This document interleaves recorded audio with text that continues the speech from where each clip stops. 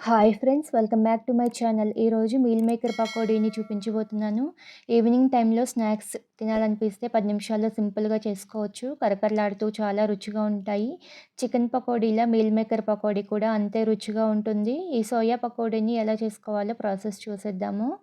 ముందుగా స్టవ్ మీద గిన్నె పెట్టుకొని 2 గ్లాసుల వాటర్ వేసుకోవాలి. వాటర్ కొద్దిగా వేడైన తర్వాత 1.5 కప్పుల సోయా చంక్స్ వేసుకోవాలి. ఇవి కొంచెం పెద్దగా ఉన్నాయి, కావాలంటే చిన్నవి కూడా తీసుకోవచ్చు.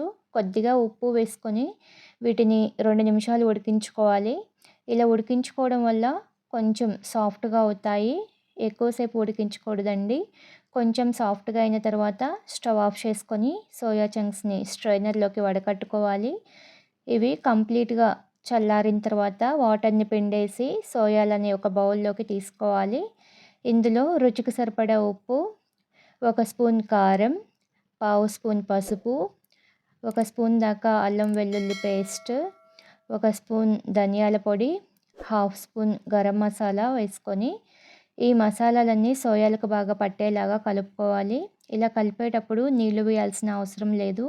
ఇలా కలుపుకున్నాక ఒక 5 మినిట్స్ అలా వదిలేయాలి. మసాలాలన్నీ సోయాకి బాగా పట్టుకుంటాయి. ఇందులో 1 టేబుల్ స్పూన్ శనగపిండి, 1 టేబుల్ స్పూన్ బియ్యపు పిండి వేసుకొని బాగా కలుపుకోవాలి. కోటింగ్ అనేది ఎక్కువగా ఉండకూడదు, అలా అని పలుచగా ఉండకూడదు. మీల్ మేకర్స్‌కి కొంచెం కోట్ అయ్యేలా కలుపుకోవాలి. పిండి మంచిగా కోట్ అవ్వడానికి కొద్దిగా వాటర్ వేసుకొని మిక్స్ చేసుకోవాలి. మనకి పకోడీ ఎక్కువసేపు క్రిస్పీగా ఉండాలంటే తక్కువ వాటర్ వేసుకోవాలి. చూడండి, పిండి జస్ట్ ఇలా కోటింగ్ అయ్యేలాగా ఉండాలి. ఇప్పుడు స్టవ్ ఆన్ చేసి డీప్ ఫ్రైకి సరిపడా ఆయిల్ పెట్టుకొని ఆయిల్ మీడియంగా హీట్ అయ్యాక సోయా చంక్స్‌ని ఆయిల్‌కి సరిపడా వేసుకొని వేసిన వెంటనే కదపకూడదు. కొద్దిగా ఫ్రై అయిన తర్వాత అటు ఇటు తిప్పుకుంటూ ఫ్రై చేసుకోవాలి. మీడియం ఫ్లేమ్‌లో క్రిస్పీగా అయ్యే వరకు ఫ్రై చేసుకోవాలి. ఒక 3, 4 నిమిషాలు ఫ్రై చేసుకుంటే క్రిస్పీగా అవుతాయి. చూడండి, ఇవి కొంచెం కలర్ చేంజ్ అయ్యి ఆల్మోస్ట్ ఫ్రై అయ్యాయి. ఇలా ఫ్రై అయిన తర్వాత ఆయిల్ నుంచి తీసేసుకోవాలి. అలానే మిగిలిన సోయా చంక్స్‌ని కూడా ఆయిల్‌కి సరిపడా వేసుకొని క్రిస్పీగా ఫ్రై చేసుకొని ఆయిల్ నుంచి తీసేసుకోవాలి.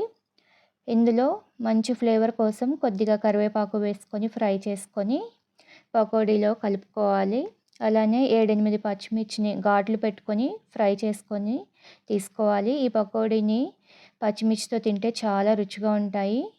ఇలా ఫ్రై అయిన తర్వాత పచ్చిమిర్చి, కరివేపాకుని పకోడీలో కలుపుకోవాలి. అంతేనండి, కరకరలాడుతూ మీల్ మేకర్ పకోడీ రెడీ అయింది.